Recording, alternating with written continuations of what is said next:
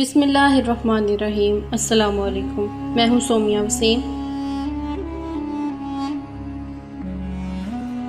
رسول اللہ صلی اللہ علیہ وآلہ وسلم کی کوئی بہن نہیں تھی، لیکن جب آپ سیدنا حلیمہ سعدیہ رضی اللہ تعالیٰ عنہ کے پاس گئے تو وہاں رسول اللہ صلی اللہ علیہ وآلہ وسلم کی ایک رضائی بہن کا ذکر ملتا ہے جو آپ کو لوریاں دیتی تھی۔ اس کا نام سیدہ شیمہ تھا۔ شام کے وقت جب خواتین کھانا پکانے میں مصروف ہو جاتی تو بہنیں اپنے بھائی کو اٹھا کر باہر لے جاتی۔ ہر بہن کا خیال ہوتا میرا بھائی زمانے میں سب سے زیادہ خوبصورت ہے۔ بنو سعد کے محلے میں بچیاں اپنے بھائی اٹھاتی، ایک کہتی میرے بھائی جیسا کوئی نہیں، دوسری کہتی میرے بھائی جیسا کوئی نہیں۔ اتنے میں سیدہ شیمہ اپنا بھائی سیدنا محمد صلی اللہ علیہ وآلہ وسلم اٹھا کر لے آتی اور دور سے کہا کرتی میرا بھائی بھی آ گیا ہے، تو سب کے سر جھک جاتے اور سب کہتی نہیں نہیں، تیرے بھائی کا مقابلہ کوئی نہیں کر سکتا، ہم تو آپس کی بات کر رہے ہیں۔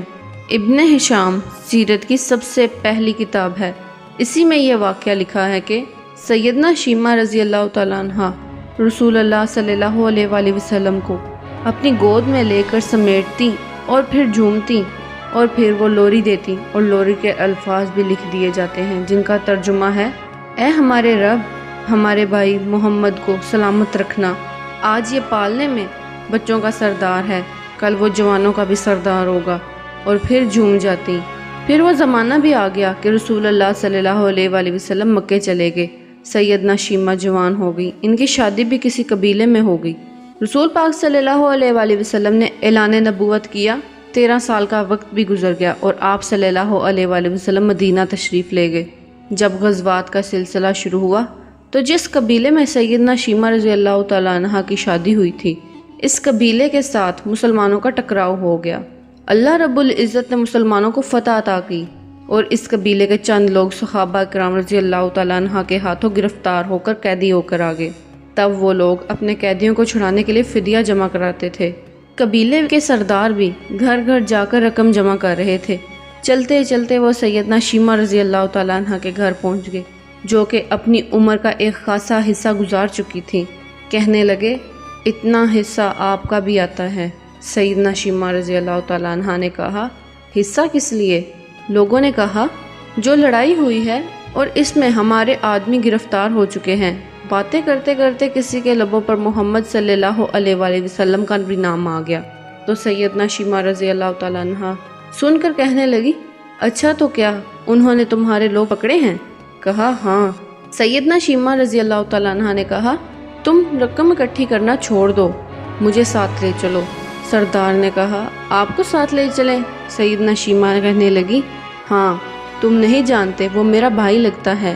قبیلے کے سردار کے ساتھ جب سیدنا شیمہ رضی اللہ تعالیٰ عنہ حضور پاک صلی اللہ علیہ وآلہ وسلم کے نورانی خیموں کی طرف جا رہی تھی تو صحابہ کرام ننگی تلواروں سے پہرا دے رہے تھے۔ وہ مدنی دور تھا۔ سیدنا شیمہ قوم کے سرداروں کے ساتھ جب آگے بڑھنے لگی، صحابہ نے تلواریں سونتی اور پکارا او دیہاتی عورت رک جا، دیکھتی نہیں آگے کوچہ رسول صلی اللہ علیہ وآلہ وسلم ہے، آگے بغیر اذن کے جبرائیل بھی نہیں جا سکتے، تم کون ہو؟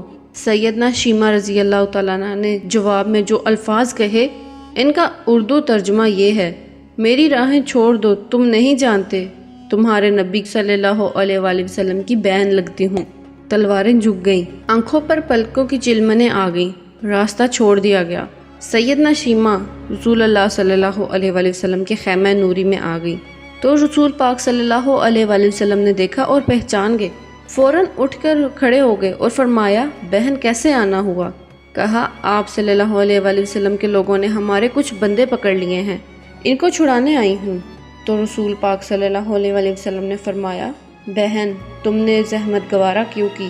پیغام بھیج دیتی، میں خود چھوڑ دیتا، لیکن تم آ گئی، اچھا ہوا ملاقات ہو گئی۔ پھر رسول اللہ صلی اللہ علیہ وآلہ وسلم نے قیدیوں کو چھوڑنے کا اعلان کیا۔ کچھ گھوڑے اور چند جوڑے سیدنا شیمہ کو تحفے میں دے دیے گئے، کیونکہ بھائیوں کے دروازے پر جب بہنیں آتی ہیں تو بھائی خالی ہاتھ تو بہنوں کو لوٹایا نہیں کرتے۔ رسول پاک صلی اللہ علیہ وآلہ وسلم نے بہت کچھ عطا کیا اور رخصت کرنے خیمے سے باہر تشریف لے آئے تو صحابہ کی جماعت منتظر تھی۔ فرمایا اے صحابہ، آپ جانتے ہیں کہ جب بھی میں قیدی چھوڑتا ہوں تو میری عادت ہے کہ آپ سے مشاورت کرتا ہوں، لیکن آج ایسا موقع آیا کہ میں نے آپ سے مشاورت بھی نہیں کی اور قیدی بھی چھوڑ دیے۔ صحابہ نے عرض کیا رسول اللہ صلی اللہ علیہ وآلہ وسلم مشاورت کیوں نہیں؟ تو ارشاد فرمایا آج میرے دروازے پر میری بہن آئی تھی